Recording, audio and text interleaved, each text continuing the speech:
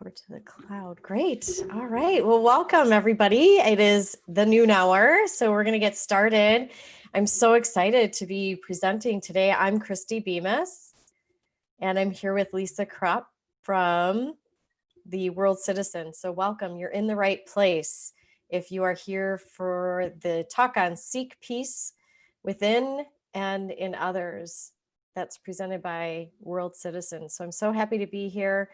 And I'm just making sure the recording's all working. Wonderful.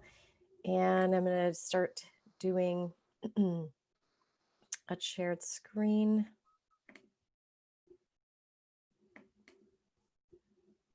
Perfect.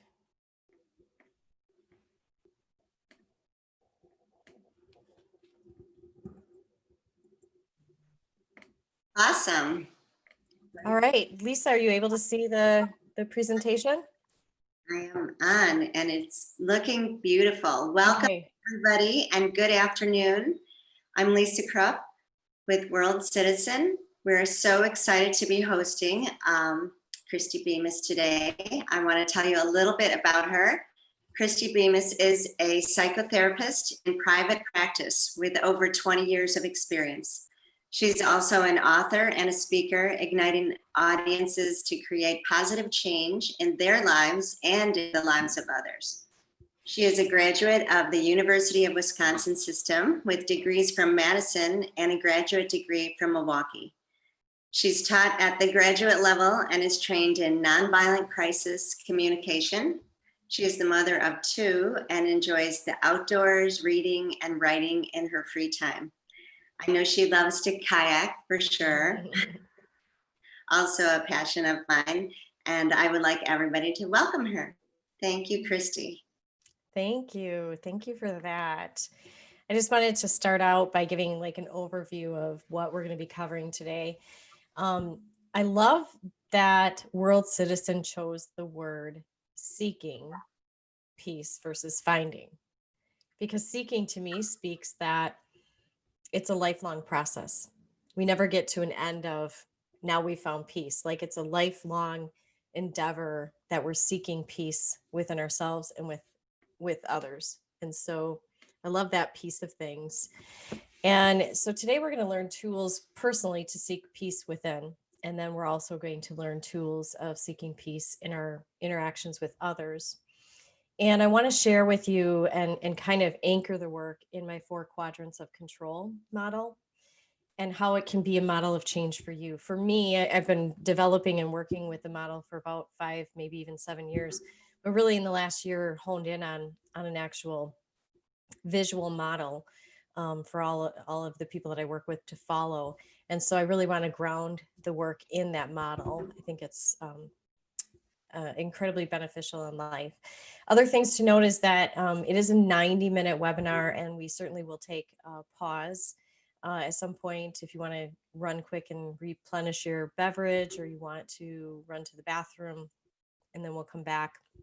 It is going to be interactive, so be prepared. We'll do some strategies together, and you'll be creating lists and doing some work in a notebook, so make sure you have a pen. There'll also be time at the end for questions and answers. So I'm going to have Lisa take it away from here and tell us a little bit about World Citizen. Some people might be coming in, Lisa, with very little knowledge around what is World Citizen and why you're even doing this webinar today. Absolutely. World Citizen is a nonprofit organization. We are based in Minnesota, and the founder was in about 1972. Really had a passion for realizing that there needed to be peace sites in the world. He was a veteran, just like my father-in-law, and when he came back, he was really affected and knew that he wanted to take some action to make the world a better place. It was much later that the 5 peace actions were actually developed. Seek peace within yourself and others, reach out in service, protect the environment, respect diversity, and to be a responsible citizen of the world. The board came together and decided that really peace requires action. And when we implement these 5 actions into our daily life, into just our way of being, we can make the world a better place for sure. So we are currently focusing on our 5 peace actions, not only to acknowledge those in yourself, but to kind of declare that you are actively seeking out these 5 peace actions in your daily life. We have a Peace Ambassador program so that you can just register. There's no charge. You register and you declare that you embrace these 5 peace actions. You do just a little bit better every day. And with this ripple effect, we know it will become more prevalent. We also have the ability to help places become an international peace site. Basically, it's a school, a home, a location. It can be an individual, which now has become our Peace Ambassador program. But when you become a peace site, you will receive a beautiful plaque that you can see on our website at peacesites.org, and also a flag of the world. This beautiful flag of the earth, schools, churches, homes. They're just beautiful. The cost is $150 one time. And then we would like to continue to work with peace ambassadors and peace sites to connect each other and share what it is we're doing to bring the 5 peace actions into our lives. So one of the ways we're doing that is by having this webinar today. I'm so excited. Christy is helping us spread the word.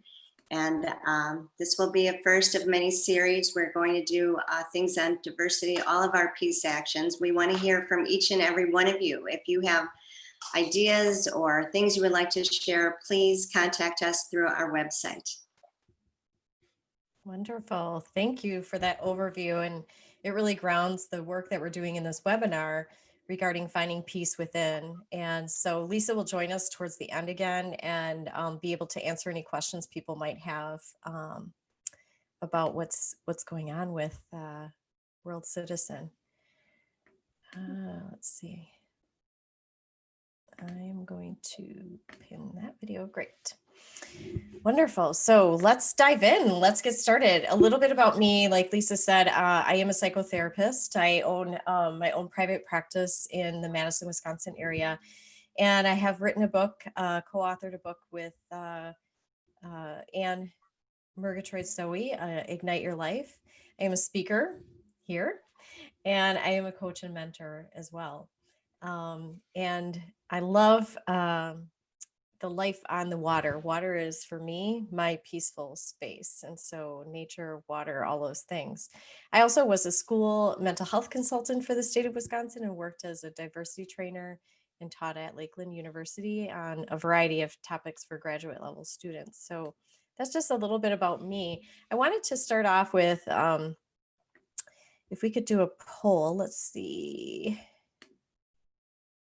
I'm going to launch a poll, and if you're sitting somewhere with the functionality to do this, you can choose more than one.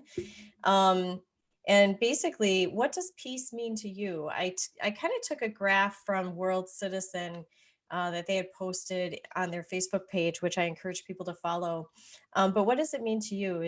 Does it mean that our governments and entities function well, that you personally have the sense of calm, that there's equity, not equality, but equity, meaning people are treated with the fairness of what they're coming in with, right?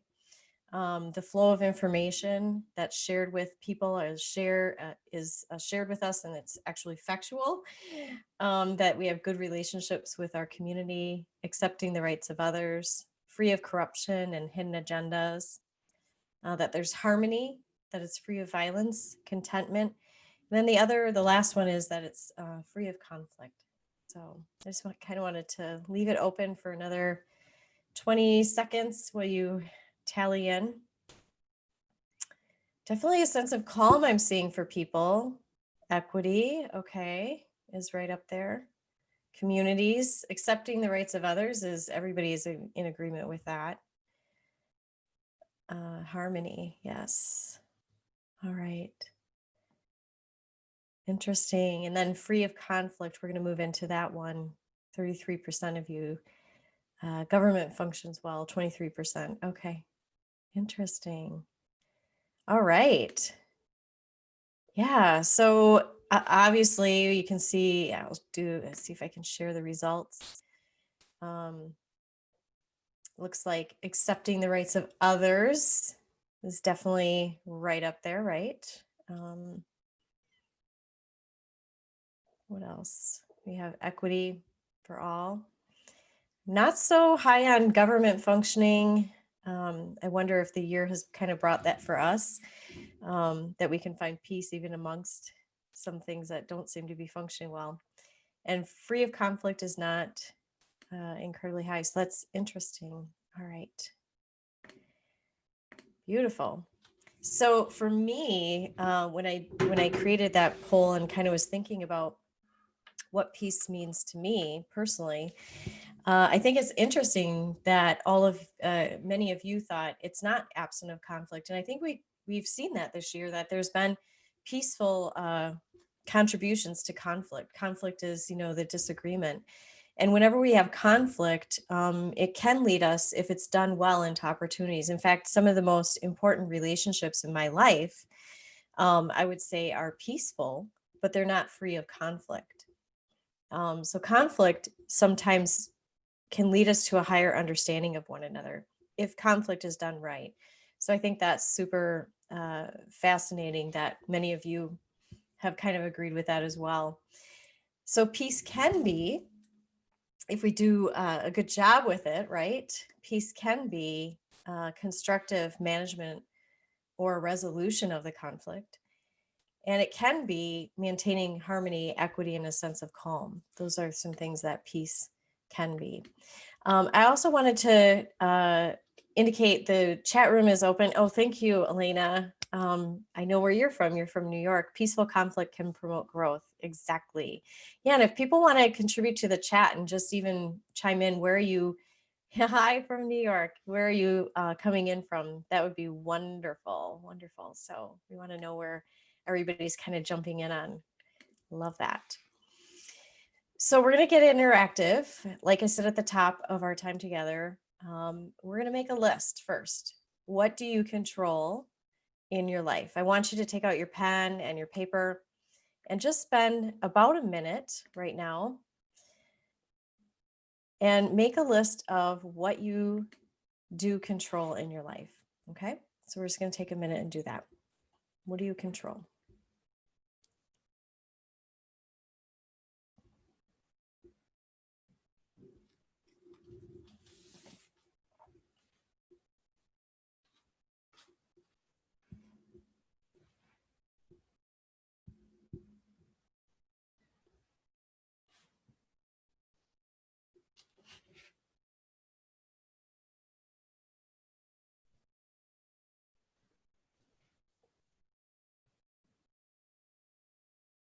I'll give you just another couple seconds to kind of round out your list a bit and finish your thoughts.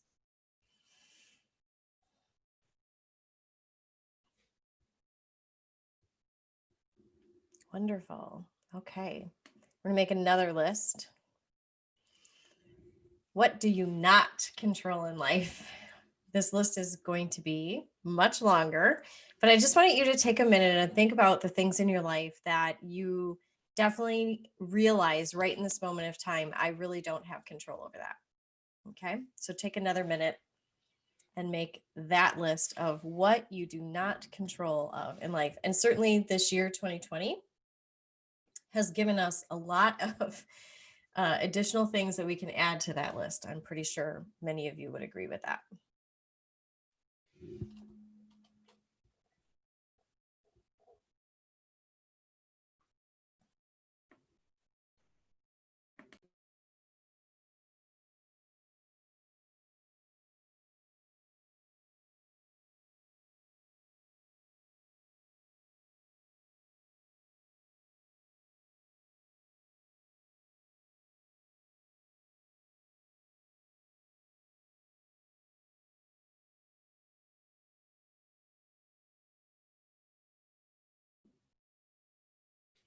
All right, you can start finishing your thoughts on that list, and certainly you can always come back to these lists and keep adding to them as you move through. And how I want to anchor our work today is in the model that I have been working on and creating over the last couple of years called the 4 Quadrants of Control. And just sharing a piece of who I am as a woman, as a mother, is I'm a mother of a 17-year-old, almost 18-year-old. And I definitely am recognizing that there's so much regarding parenting that I don't have control over.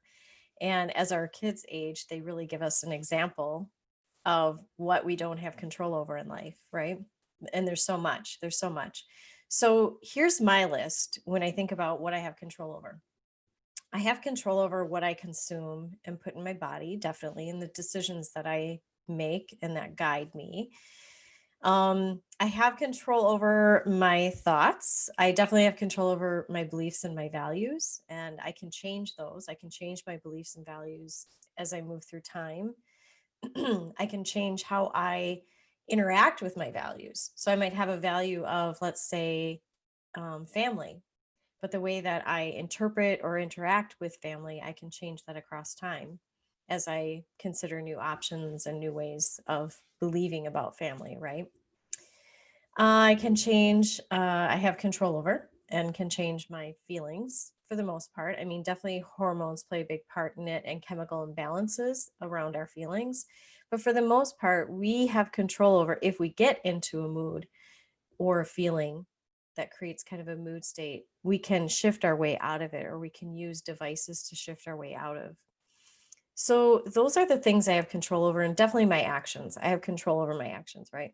So on your list, the things that you said that you have control over should fit for the most part in one of those categories, right? That I just listed: values and beliefs, thoughts, feelings, and actions. But the list of what we don't have control over is huge. We don't have control over other people for sure. And we don't have control over a lot of things that are happening, situations and experiences in the world. We have a control over how we perceive them and what we think about them, but we don't have control over, the outcome of many things. And so that's a really hard place to be in life. A lot of times we feel the need to control something. And so what the quadrant is kind of pointing out to you is we have this whole list of things we can control. So I'm going to focus on health, right, for a minute. I have control over whether I got up this morning and took a jog, took a run, right? What I consume throughout the day, health wise. Those are the things that I have control over. So they fit in quadrants 1 and 3. Now, this morning, I did not go on a run. It was kind of cold, and I, was kind of feeling a little overwhelmed in the morning routine. And so I did not. And I can feel it. I can tell that I didn't, and I didn't act on it. I didn't do the things that make me feel healthy. And so throughout the day, I might have kind of a monkey on my back saying, why didn't you go for a run? And can you fit it in later? Right? This little voice in your head. So generally, when we have control over something and we choose not to do anything about it, we don't act on it. We have this feeling of, we know we're doing that because we have a feeling of maybe depression or feeling hopeless, defeated, shame or guilt, or pessimism, like it's never going to work out okay.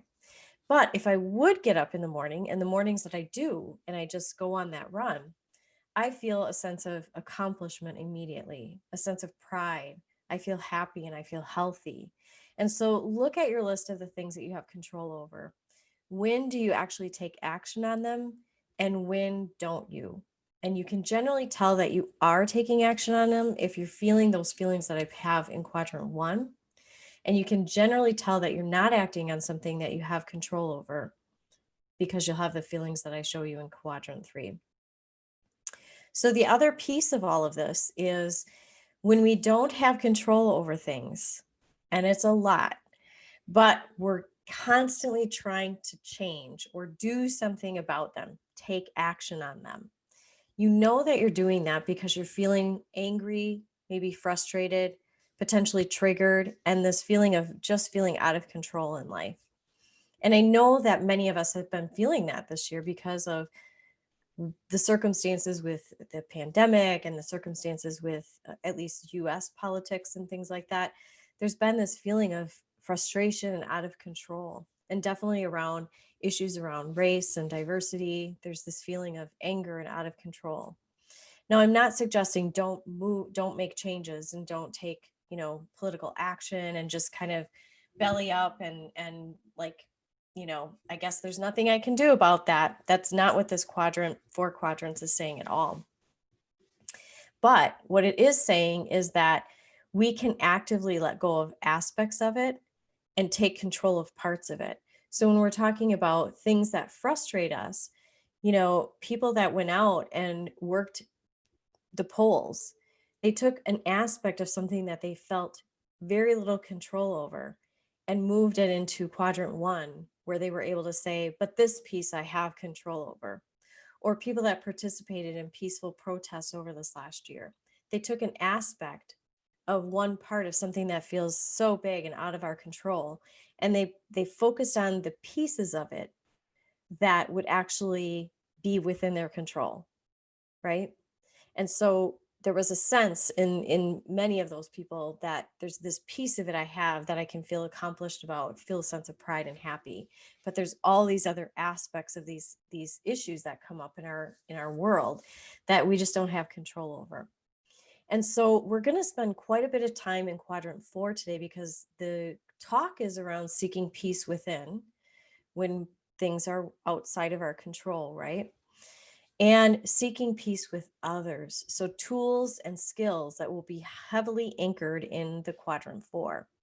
I'm going to anchor some of the work, though, in the beginning here to talk a little bit about some of the other quadrants. And one of the things that I want you to consider is anytime our behavior gets controlling, where we want to control another person or we want to control something, generally there's a hidden or an underlying fear beneath that.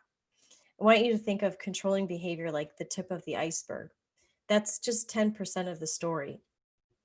90% of the iceberg is under the water, right? And that's somebody's unmet need, maybe a feeling of fear, some trauma experience. And so when we think about controlling behavior, I think it's really important that we find what is the underlying fear that might be driving that controlling behavior. Because when we can get to that, that's really the key component of things, right? So when we're talking about quadrant 1, which, if you remember, is the one where we have control over something and we actually choose to act on it, right? How do we get there? How do we move from 3, which is I didn't get up this morning and take my run, and move into quadrant 1, which is the place that we need and want to be? One of the first steps that I talk to people about is that you identify what you actually do need and want. And I think that's really hard for people. They're like, I'm not sure what I need and want. And unless we fully drop into ourselves and really take stock every once in a while, really have some reflection, it's hard to really identify and then voice to other people, here's what I need and want, right? But it's such an important piece of staying in quadrant 1, which is I have control over this and I'm taking action. First, I'm identifying my need and then hopefully giving voice to what that need and want is. And it's a really important skill or tool to have. It's called assertiveness, right? Of I'm able to identify what is my underlying need and want, and then I'm going to ask for it, take the next step and ask for it. And here's the thing, if you don't ask for it, the answer will always be no in this category, right? Another thing that I like to talk with people about when we're talking about this quadrants of control and the concept of what do I have control over and what I don't, is taking a number of how motivated am I and how confident I am in making a change around that or taking action around it. So I chose the health goal of wanting to get up and take a run in the morning, right? I want you to take something on your list of something you have control over and choose one of them and take a number of how motivated am I to change that or to make that even better in my life on a scale of 1 to 10. 1 is not at all. And 10 is absolutely off the charts. I'm completely motivated to make a change in that goal. So for me, with the running in the morning, how motivated am I? I would say I'm an 8. Like I'm really motivated to be healthy. I want my body to feel good. I know that through running if I do it regularly, I definitely feel better in life. So how motivated are you on a scale of 1 to 10? And this will help you stay in quadrant 1, this tool of talking about motivation and confidence. So the confidence number is different. The confidence number on a scale of 1 to 10 is, I'm like a 3. I'm not a great morning person, right? And so I'm like a 3 in this confidence level. So the interesting thing about that is, if you're highly motivated but you have low confidence, there are cures for that. And that'll keep you in quadrant 1, which is, I have control over that. I'm doing something about it. The cures for me is that I try to surround myself with other people that are really being healthy, and maybe find a running partner or somebody that can really encourage me. And that will bring my confidence number up, right? So it's constantly looking at these two numbers that will keep you in quadrant 1. So be looking through your list and just maybe score all of them on a scale of 1 to 10. Now, if I wanted to increase my confidence and stay in quadrant 1, which is I have control over and I'm going to act on it, what would be a 4? What would move my confidence number to a 4, right? Yes, accountability helps support motivation, desires, goals. Yes, yes, yes, it really does. All right. The other piece in staying in quadrant 1, before we move into quadrant 4 work that we're going to be mostly focusing on today, is that any action forward will lead you to greater clarity. And so inaction is a decision in and of itself, right? And so anytime I'm moving forward in imperfect action, it's going to give me greater clarity. And so there's some of these things that we maybe want to do in life that feel more challenging. But the action of just simply moving forward in some form or fashion will lead you to greater clarity on things. And like I said, an indecision is actually a decision in and of itself.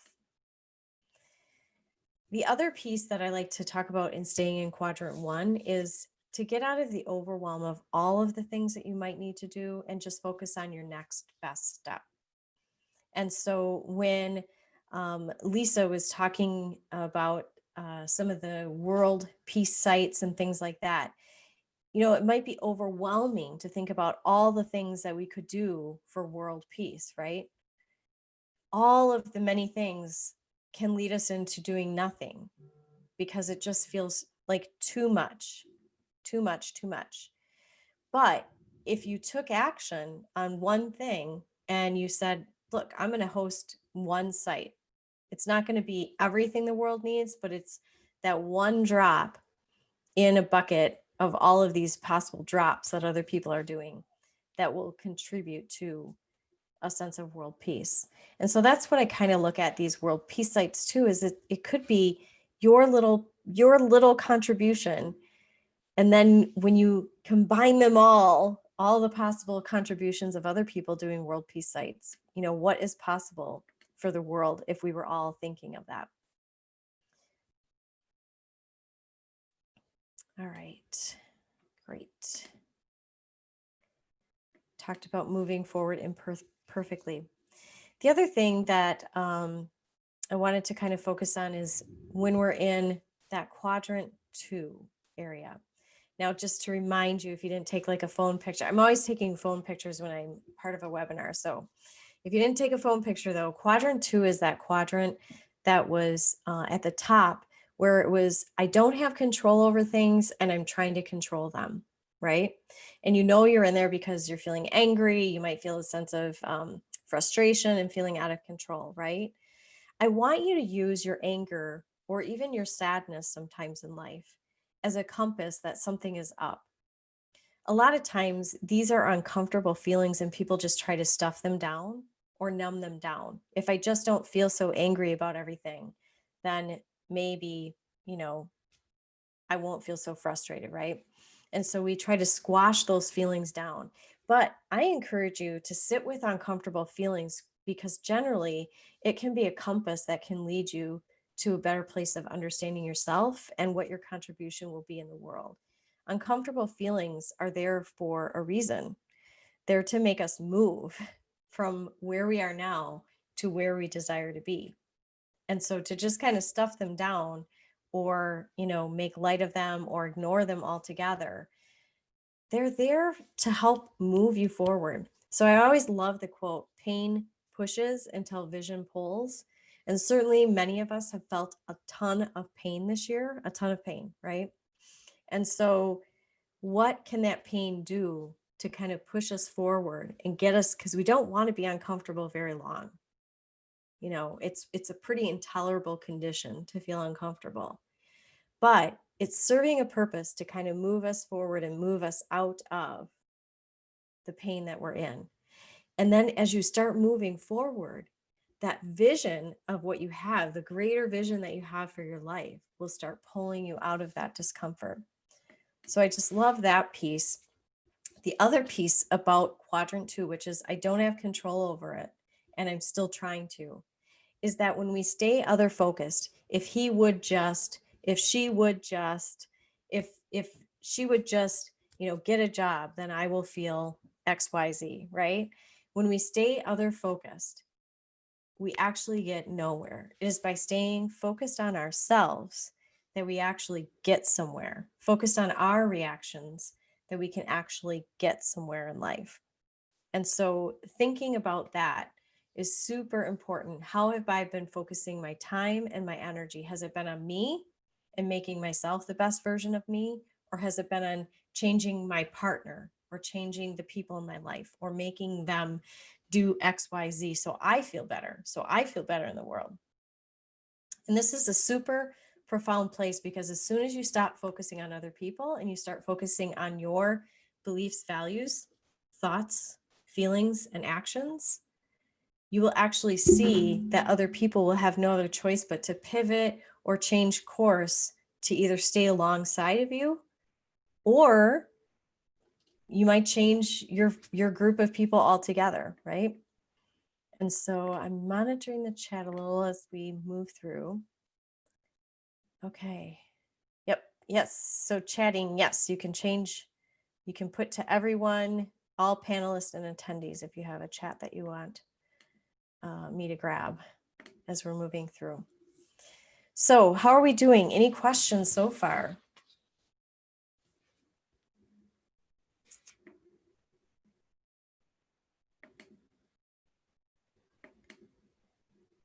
All right.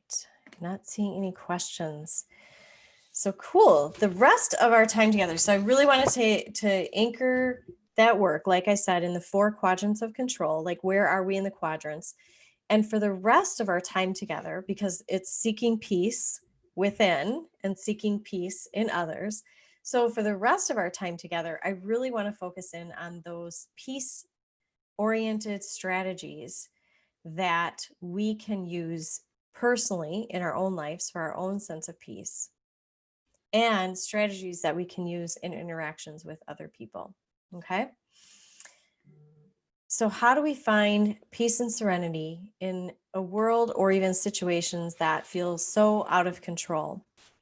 We're going to go through each of these strategies, and this is going to be an interaction kind of time with one another as we kind of move through in the next 30 minutes, and then maybe we'll take a break at the 20-minute mark from here. And then we'll come back and we'll finish our time together on strategies for others. But this is kind of an overview of some of the practices, and there's many, of seeking peace within. So I wanted to share a story with you around how this work has been for me. I've been on a mission most of my life to feel fairly grounded and to feel a sense of inner peace. And not so long ago, I want to say about 2 years ago, I was in a meeting with a group of people that I work with. And it was pretty predictable and consistent that the person that was leading the meeting would often come in and really point out the conflict within the group and really point out the strategies that weren't working.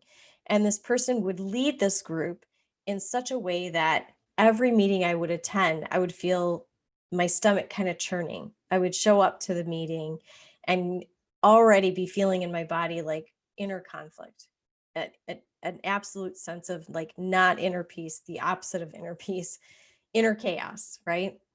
And so how many of you can relate to that, where there's just like this one person in your life, maybe a coworker, or maybe, somebody in your life, like a relative or something like that, where you enter into the interaction with them and you're already feeling the turmoil of what's to come. And so sure enough, in this meeting, true to form, the person showed up.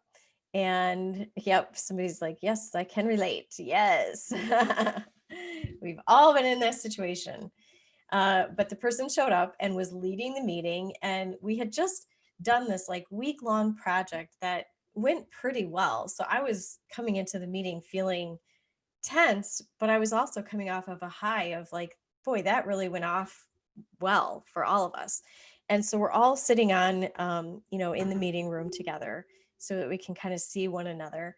And the person that's leading the meeting is going through and telling us all of the ways that, we failed at pieces of the project this week. And I could just feel it in my heart and my gut and everything. And I just thought, just get through this meeting and get to the other side of the meeting. But every single part of me wanted to run out of the room and get out of there.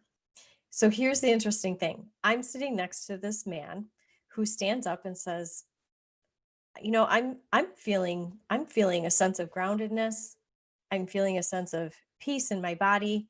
I'm wondering if at this point I could take over the meeting a little bit and kind of lead the group in a process. And the person that was leading the meeting had kind of asked for it because she's like, I don't know what to do here, right? So he's like, I'm feeling pretty confident. And I turned to him and I'm like, in my mind, I'm thinking, are you in the same meeting I'm in? Like, what meeting are you in? Because I'm not feeling calm or confident or even at peace at all. I don't know what meeting you're watching.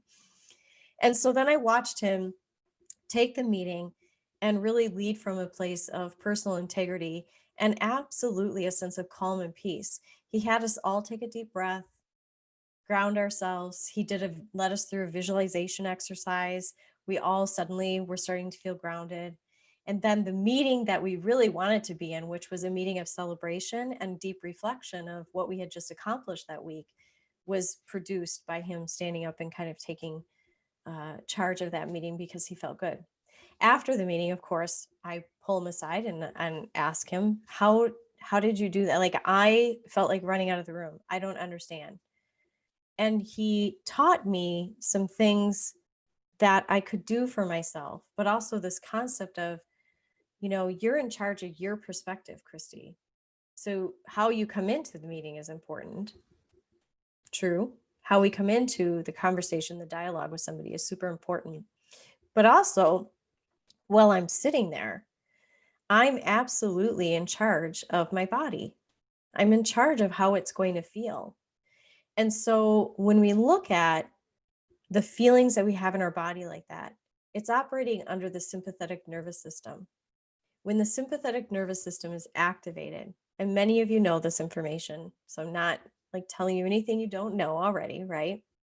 When the sympathetic nervous system is activated, it falls into about 5 different modes. A lot of times we hear fight, right? Fight mode, flight mode, run away. That's what I like to do. I like to get out of there. Or freeze, like a deer in a headlight, right? The other two that we don't talk about often enough is also the appease.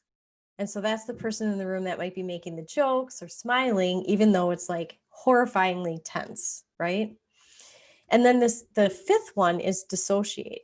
And that's highly linked with trauma often.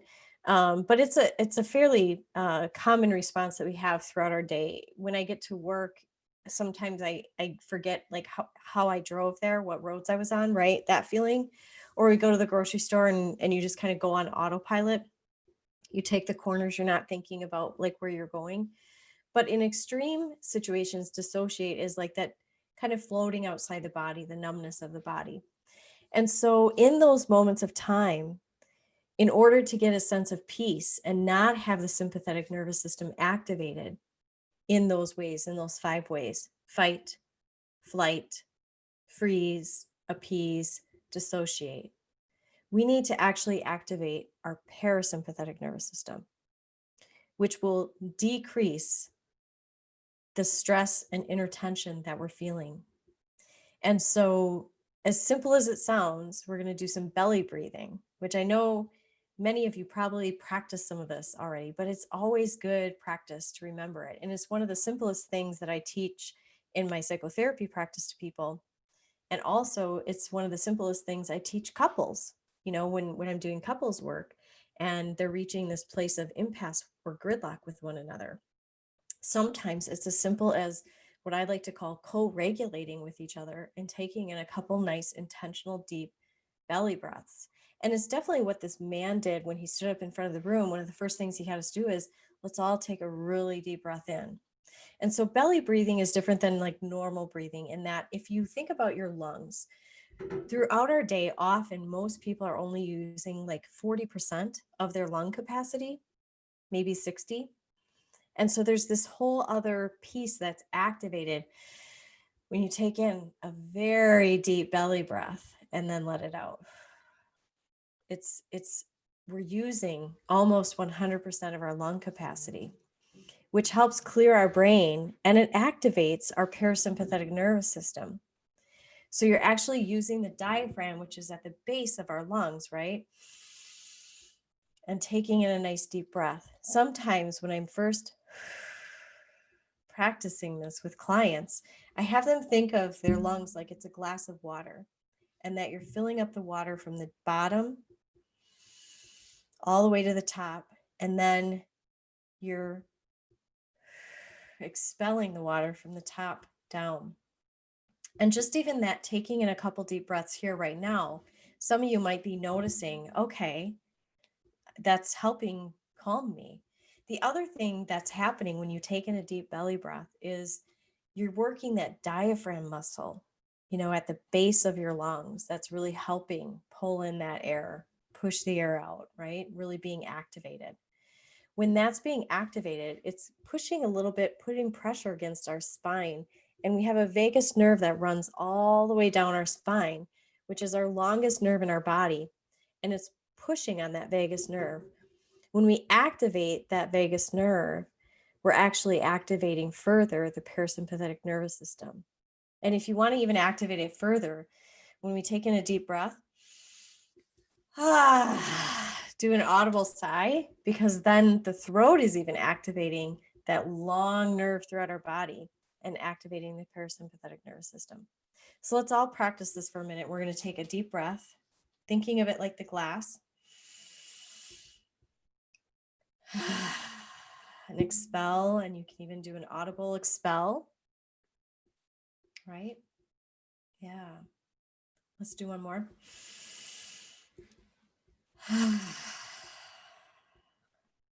Just that simple technique will bring a sense of peace because you're activating that beautiful parasympathetic nervous system.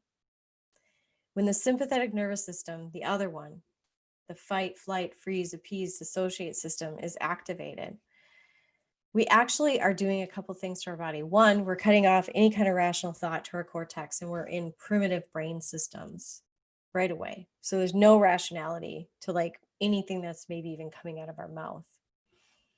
Our heart rate is increasing.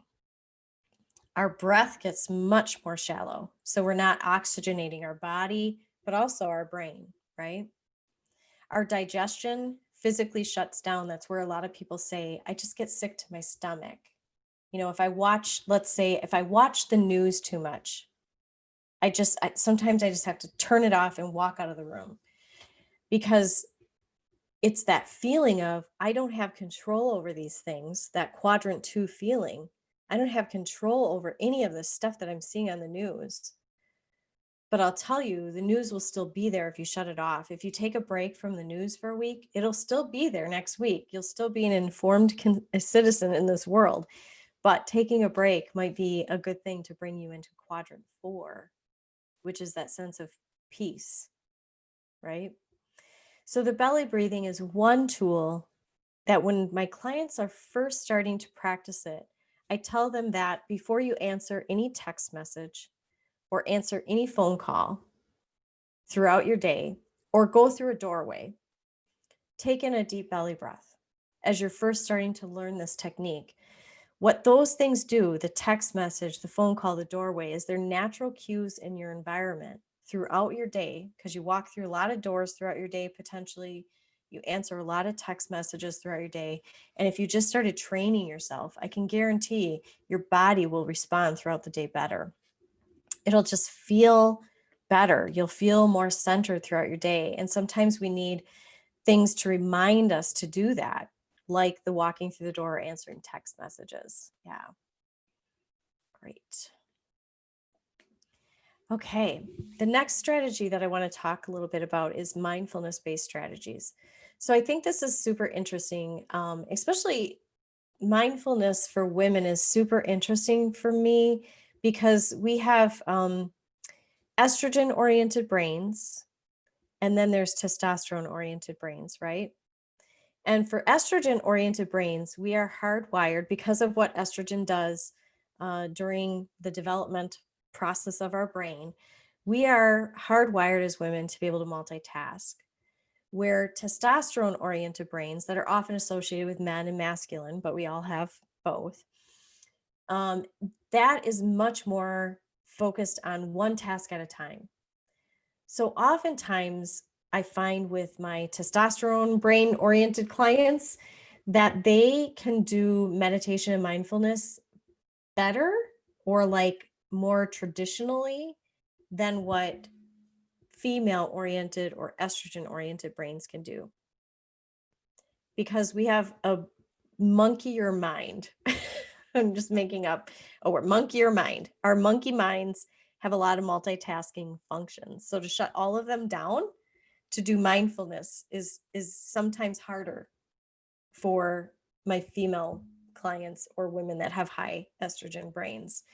And so that's super interesting because what I really want you to take away from this talk today is there is absolutely no right way to meditate. Please know that.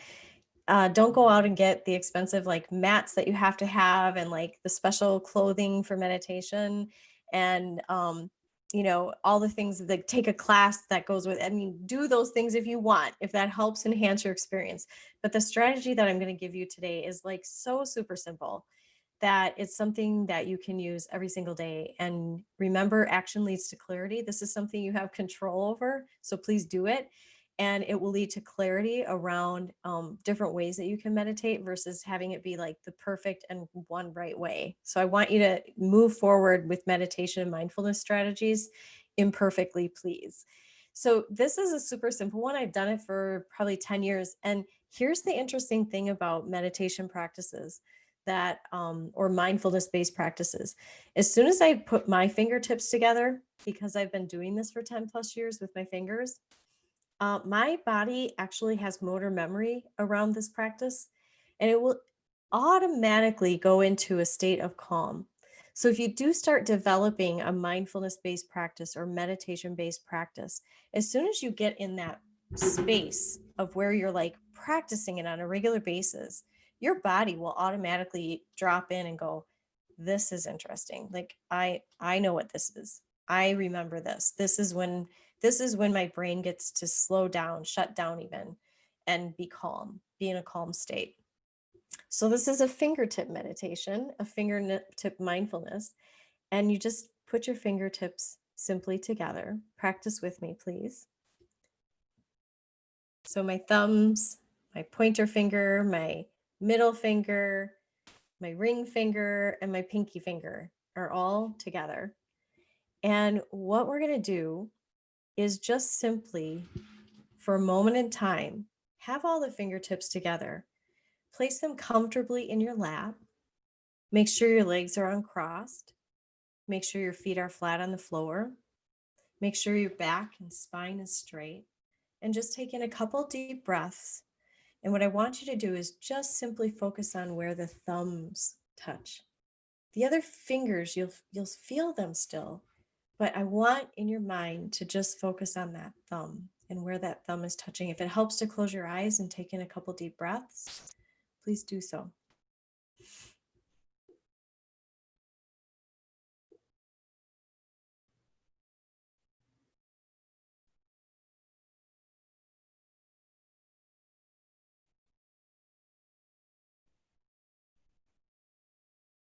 We're going to shift our focus now to the pointer finger.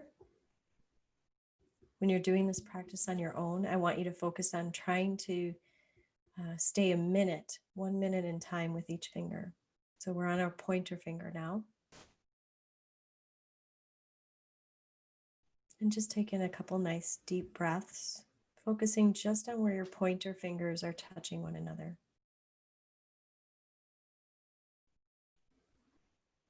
You can be aware of the other fingers, but for this moment in time, it's just that pointer finger.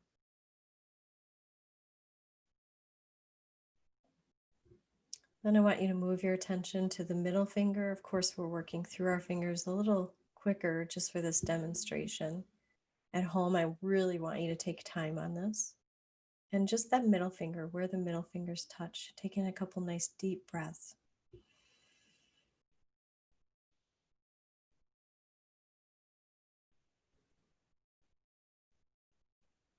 You can even keep your eyes open, but soften your gaze on your fingers.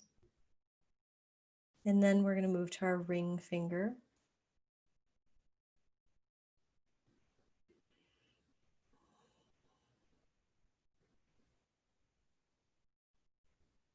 And lastly, we're going to focus our attention on our pinky fingers.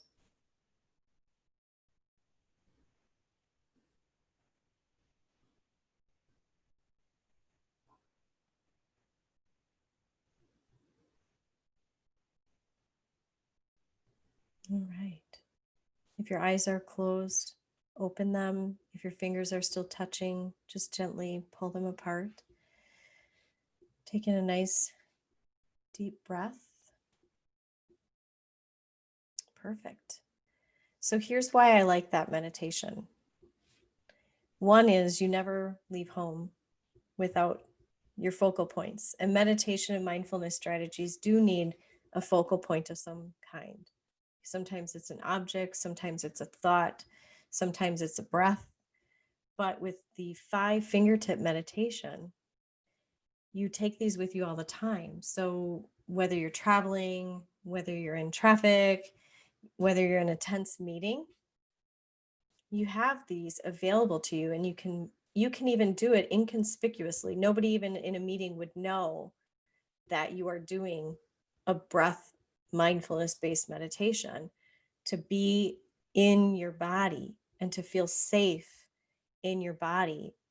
And the story that I was sharing with the person that stood up and took over the meeting, one of the phrases he said is, "I'm feeling safe enough in my body to continue." And when we are seeking peace within, I think that's what we're seeking, is, can I feel safe enough in my body to move forward and stay involved in my cortex and not be in the sympathetic nervous system? Can I stay in my body and feel safe enough? And I think that's super powerful when you can. Even under some of the worst circumstances, can you feel safe enough in your body, right? Wonderful. Certainly, we're all aware, I'm going to finish this slide and then we're going to take just a 5-minute break. Certainly, we're all aware that gratitude, having gratitude in our life, is super powerful. So some people put a gratitude practice at the end of their day. Some people put a gratitude practice at the beginning of their day. One of the rituals that I practice every morning is I put one hand on my heart, one hand on my belly before my legs even swing out from under the covers. And I just sit in the presence of the moment of the morning. I just sit in the presence of the moment that the day is beginning. And I ask myself 4 questions. What do I want to be today? What do I want to do today? What do I want to have today? And what do I want to feel? And what that gratitude practice is doing is it's having me focus very intentionally on moving forward in my day. And rituals are so powerful for us. If we do something by habit with intention every single day, that serves a super big power source for us. And so if you have a ritual of some kind, whether you start your day that way, you end your day in gratitude, whatever that is, or both, it's super powerful for feeling a sense of peace. And it keeps you in quadrant 1 often because you start recognizing I had control over something and I acted on it today. I'm feeling this deep sense of gratitude.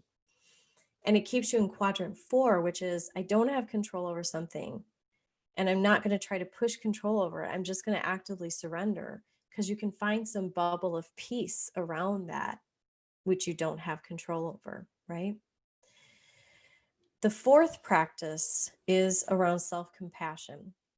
There's a woman out there, her work, if you're interested in it, is Kristen Neff, Neff, Kristen spelled with a K. And her work out there on self-compassion, one is it's research-based, it's wonderful. She has a beautiful TED Talk on it, as well as a website that's rich with affirmations and just different things around how you talk to yourself. And what self-compassion does is, instead of beating yourself up, instead of, degrading yourself and potentially uh, being like your own worst enemy, your own bully, thinking about your thoughts throughout the day and having your thoughts be thoughts that are compassionate, thoughts that are curious, thoughts that are respectful. It is so, so powerful for you as you move throughout your day on how you narrate your life and what you say to yourself. I was working one time with a woman who was really degrading herself. And I said to her, would you go home and like say those words to your daughter? And she was horrified. Absolutely not. I would never do that. I would never go home and say those things. I'm like, why would you be saying them to yourself? And so how you speak to yourself absolutely contributes to a sense of seeking peace within that we all are desiring right now.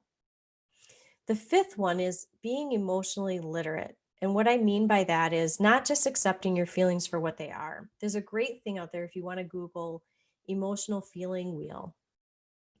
It will show you that there's the central feelings that we all know about, like mad, sad, glad, happy, right? Then there's the second spoke of feelings, which is that next level. Like, yes, I'm sad, but it's more of a grief feeling, right? Versus I'm sad, it's more of a frustration feeling, right? And then it spokes even a third one out, which is helping us identify maybe an underlying need that's not being met, if we can get out to that third spoke. And so the more emotionally literate you are, the more you spend on maybe reflection practices like journaling and really diving in deep to where is that feeling coming from and what is happening for me around it and how I can move out of feeling states. The more emotionally literate you are, the more you're going to have a deep, deep sense of inner peace within. Okay. And so there's work that's out there that's beautiful. Great. I'm seeing some of the comments. Feelings wheel. Yep. Elena just shared the feelings wheel. Thank you. Ah, beautiful. All right. We're just going to take a breath break for a minute here. I'm going to mute my myself and my video. And I just want you to get up and stretch. If you don't have to go to the bathroom, just get up and take a couple stretches, but take 5 minutes for yourself, because I really want your brain engaged for our last 30 minutes that we have together. Okay.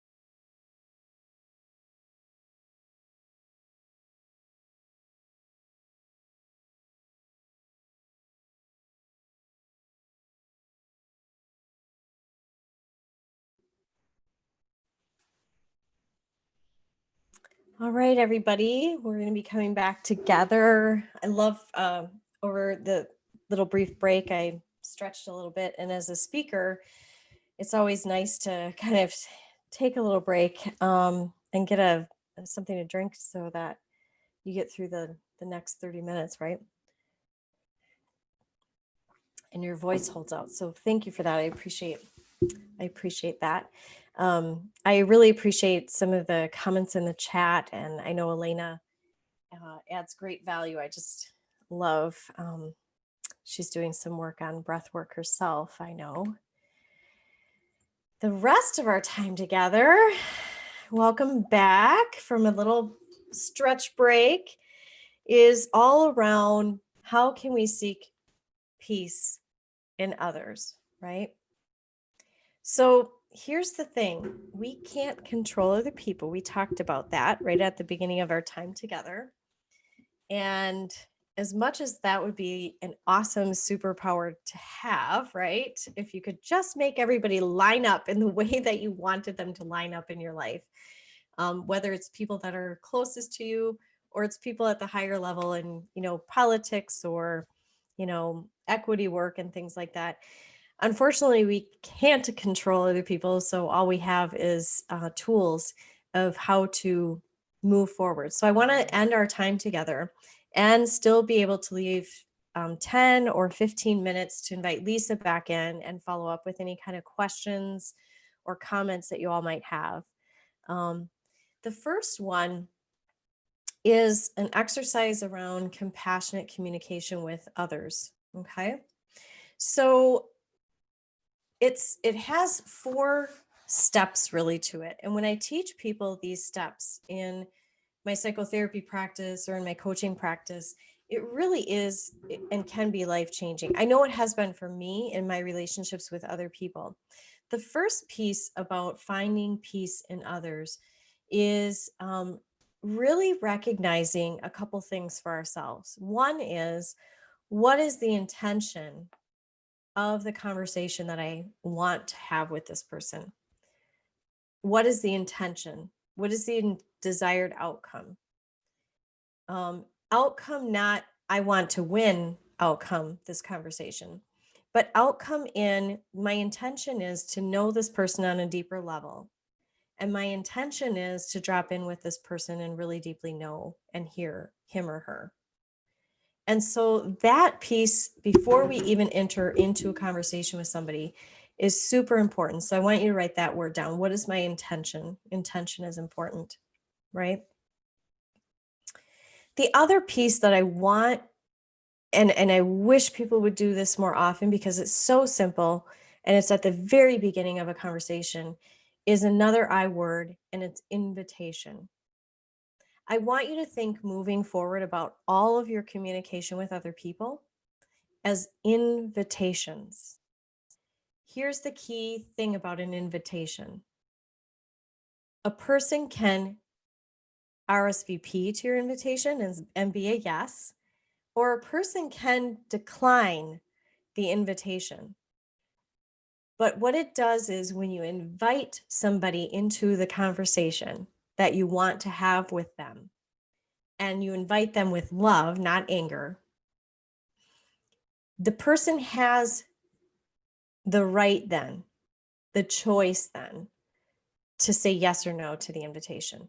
So already with people, you are setting the stage around the conversation you want to have with them, which is, I want to have a deeper understanding. And this is especially important when you're feeling in conflict with somebody. And remember, sense of peace is not the absence of conflict. We're going to have conflict with other people. We're going to have differing opinions and viewpoints.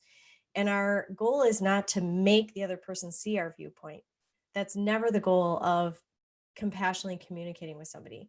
The goal is to get to a place where we understand one another better and we express our want or our desire. And that person can also decline our ask. And then we have to step back at that point and make a clear decision. If they're declining my ask, can I be in relationship in the same way with this person as I was before my ask?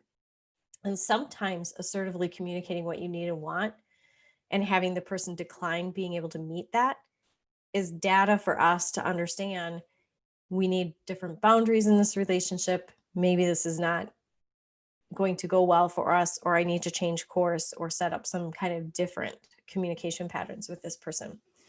So those are the important features. Is they're invitations, that they have intentionality, so that you enter into the conversation with truest intentionality, and that you get to a place of curiosity and wanting to understand the person better, right?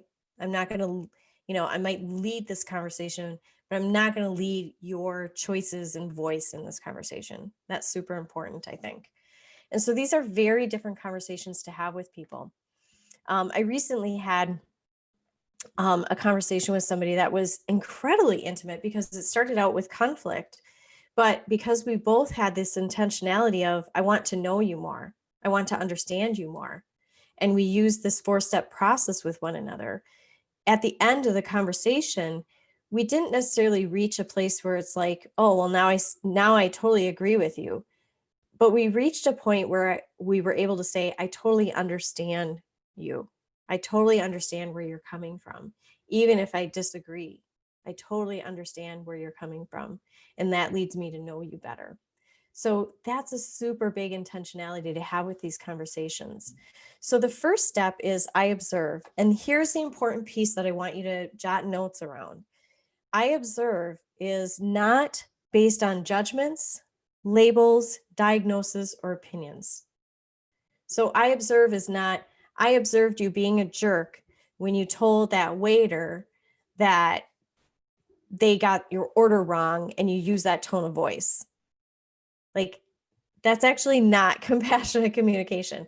But what it is I observed the tone of voice that you used with that waiter, and it made me feel uncomfortable. I need to know when we go to the restaurant the next time, that you talk in respectful ways. Like, that's my ask of you. I need to feel comfortable in your presence. And so I want you to think about your tone when you're talking to waiters. There might even be a story under it too, which is like, I used to waitress, which is true. I used to waitress. And so there might be a story even underlying that you want to share with that person. But it starts out with I observe, which is just a statement about what you see, what you hear, what you noticed, without any labels, diagnoses, judgments, or opinions about what that behavior means. And oftentimes, think about it in relationship with our loved ones. Oftentimes, we are in that place of labeling what they're doing. And we think that it's okay, that we can get away with it, especially if it's our partner in life and you're trying to seek peace in others in partnership with somebody. We often will treat our partners in the worst way, with the worst tone of voice, than we would with a colleague. And so if we're trying to seek peace within all of our relationships, that first stage of peace starts at home with our closest relationships, and then it ripples out from there. So I want you to be thinking of it like that. And if you use this 4-step process of I observe, here's what I see, hear, and notice, and then I feel. And examples of feelings you can use, Elena shared that feelings wheel with gratitude. Thank you, Elena, because I use that all the time in therapy.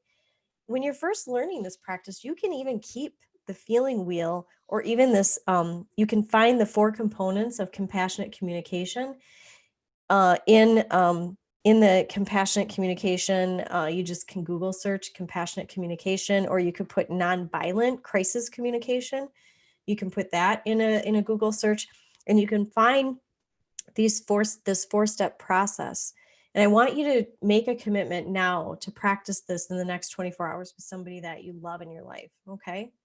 So if there's a small little low-hanging fruit conflict that you have going on and you want to seek peace in that relationship, I really want you to practice in the first 24 hours after you view this webinar. Some examples of feelings can be good feelings too. You want to do this practice not just in compassionate communication with conflict, but some of the feelings that when your needs aren't met could be annoyed, angry, uneasy, embarrassed. Embarrassed is probably one of the hardest feelings for me to express to somebody. I'm getting a little bit better with it. Vulnerable. I'm feeling really vulnerable right now. I like to use the word I'm feeling crunchy. Might, you might resonate with that one, or I'm feeling some rawness. I'm feeling some tenderness around this, right? Disgust, tense, sad, pain. But we also can meet our partners or people in our life under compassionate communication in a good way, affectionate, confident, engaged, grateful, exuberant, refreshed, inspired, joyful. I mean, what would it look like if we went to, a partner in our life and said, I observed you washing all of the dishes and putting them away so nice. I feel so grateful because I need my space to feel uncluttered. And I love that you did that for me. Thank you. Right? So we can do this process in that way too, which is super important as well. And then the needs are sometimes I have a need for beauty. I have a need for grief and sadness right now, to mourn a loss. I have a need for meaning, community, authenticity, to feel valued, to be independent or autonomous. I have a need for honesty. I have a need for safety. That's a big need for a lot of people that I work with. I have a need for safety, that we can have this conversation right now and feel safe together. I have a need for contribution, transparency. I have a need for play. How many of you make time for play in your life, right? I have a need for empathy or love or mutuality or acceptance or support. All of this can be found in the nonviolent crisis communication, nonviolent communication. And then a request is free of demands. It's not saying, so I need you to do the dishes every day. A request would be, would you be willing to repeat that a couple times a week? Would you be willing to repeat doing the dishes like that a couple times a week? I would just feel so loved and in gratitude if you did that, right? So in the next 24 hours, practice this with somebody you love. We're going to move into forgiveness, which I think is a huge goal of many of ours. I wrote about it in my book, Ignite Your Life, as a 3-step process. And so forgiveness might take a period of time.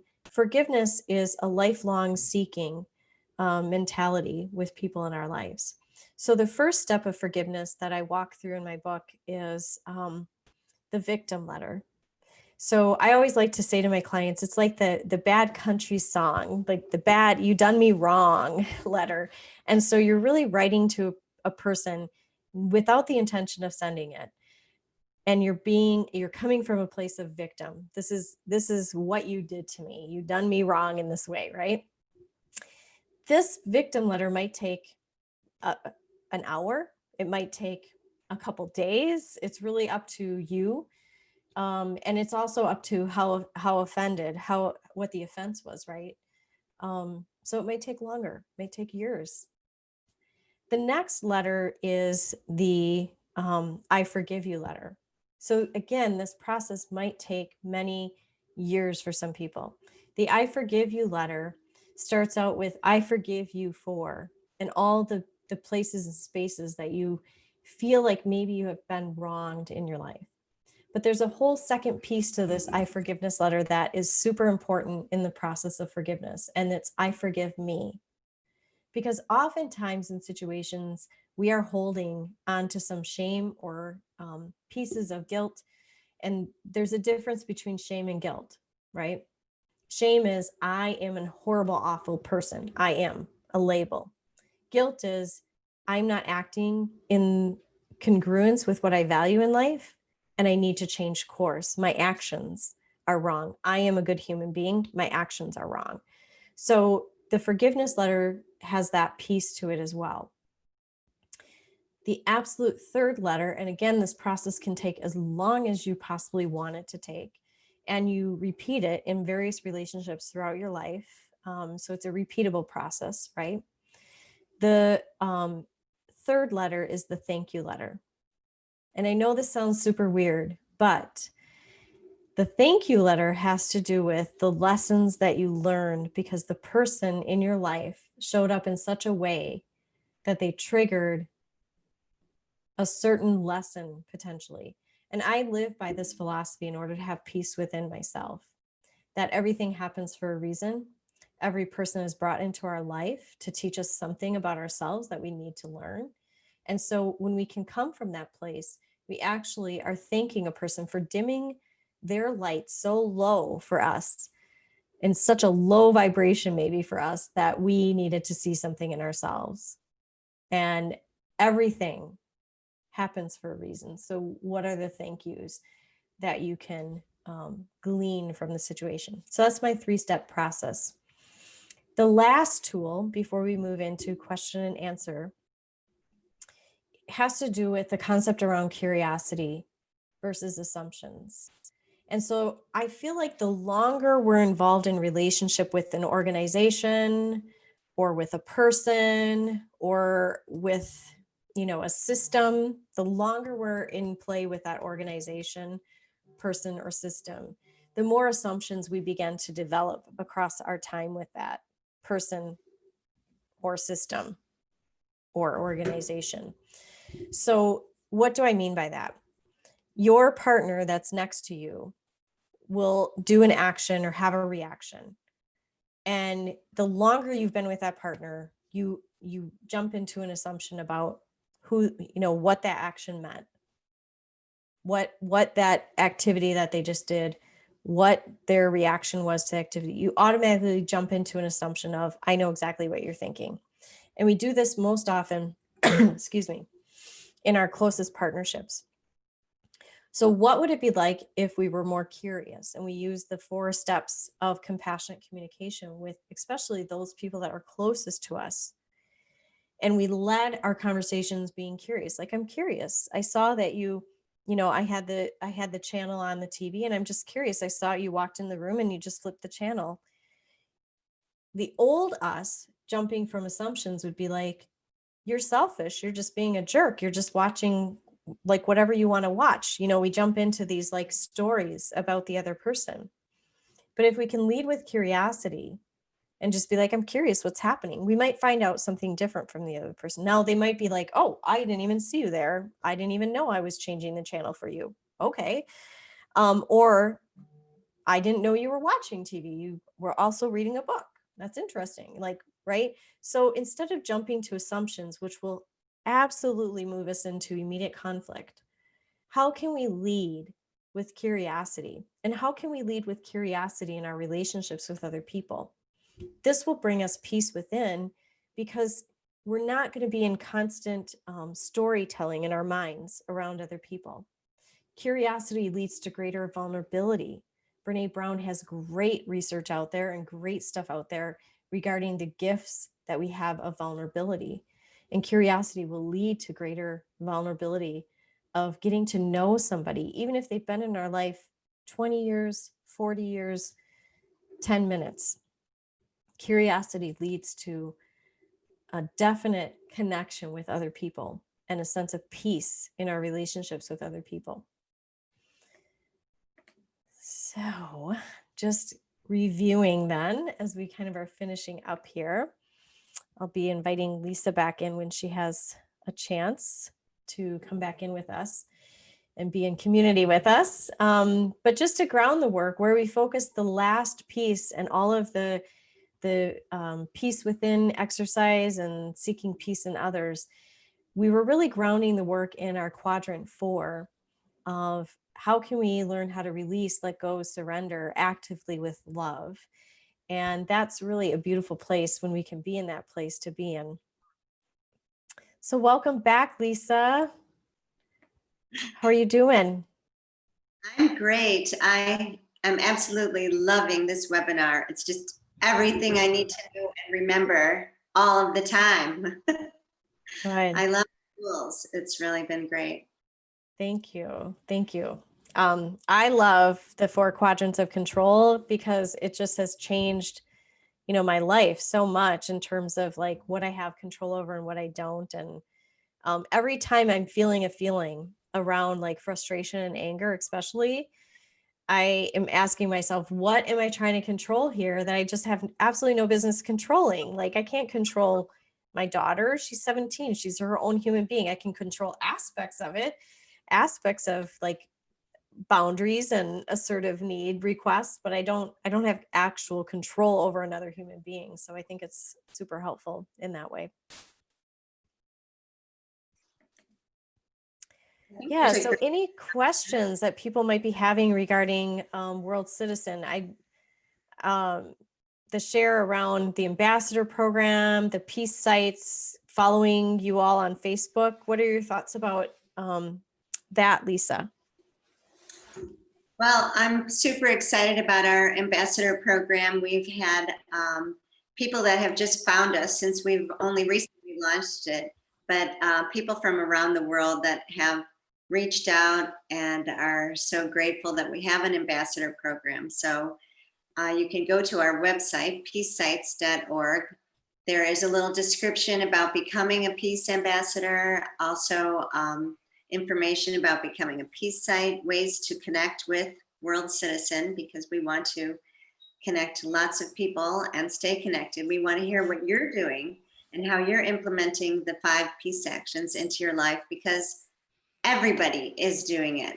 It's just part of who we are. You wake up in the morning and you want to be a responsible citizen of the world. There's going to be choices we make all day long. And I have to tell you, when the peace actions really came into my life, on this little card that we share with our peace ambassadors and that are on our website, it just really makes you think. Makes you think before you speak. You utilize a lot of those tools. Even if you only work on one peace action, because I think especially this first peace action, which is seeking peace within yourself and others, that's really 2. Those are such big works all by themselves. I think if people focus on one, the one they feel more drawn to, and incorporate the other ones, we can start a really positive ripple effect. Wonderful. Yeah, I love the work that World Citizen is doing, just creating that awareness. What is one of the biggest tools you use in your life, Lisa, for peace within? Well, I do a lot of breathing. I do a lot of counting, but it is the breath work. So I loved that you use both the belly breathing and the meditation. Just taking that time, take some extra time to slow down, to think about your actions. When you just even think about the fact that you are going to take an action, or how your actions affect other people, it's not even an automatic, oh, this is what I do, but just pausing, like you said before, a couple of times, the answers will come to you intuitively. It just gives you breathing space and room to really think about how you want to respond and what action you want to take. Absolutely. I know that you're a big nature lover too, which definitely contributes to peace within. We had books, Vitamin, and know how nature impacts us. So when you mentioned not watching the news, I prefer to just go outside, even if it's cold, whatever the temperature is, just go outside, find something really beautiful in nature, and that has a very calming effect. Sweet. So I'm really grateful for all your time. Do we have any questions? Yeah. And I'm grateful for everyone that participated today. I want to encourage you to reach out to Christy. I don't see any questions, just comments like around great seeing the feelings wheel. I love that Elena shared that. Rich content. Thank you, ladies. Wonderful. And for me, I do morning pages in the morning, and that's been a super peaceful practice that I've done. And the other just really simple thing I do for peace with others is I never respond to an email that I've been triggered around for 24 hours. It's just a simple, like, okay, that triggered me. I need to sit back and think about how I want to best respond. But generally our first assumption, that we do with people. So that's a little tip too, as we are ending our time together. I love it.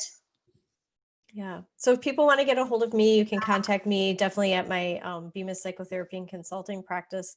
And I just really want to thank Lisa and, all of the World Citizen, all the people that showed up for the live, and then anybody that's watching the recording of it. Just thank you for your interest in peace, especially now more than ever. We need as many people as possible focusing on peace in our lives. Absolutely. I do want to remind everybody that this webinar will be soon posted on our website at peacesites.org, because there was a lot of just really great information today, so much. And I started taking notes, but I realized, you know what? This is going to be archived on our website. I can watch this again and again and learn the tools and be reminded, because I really think it makes a difference. So we're very excited and so grateful to have you here today, Christy. Thank you so much for having me and just being such an advocate for peace. Everybody have a beautiful day and find a sense of peace in your life today and every day beyond. Take good care. Thanks. Bye-bye. Bye.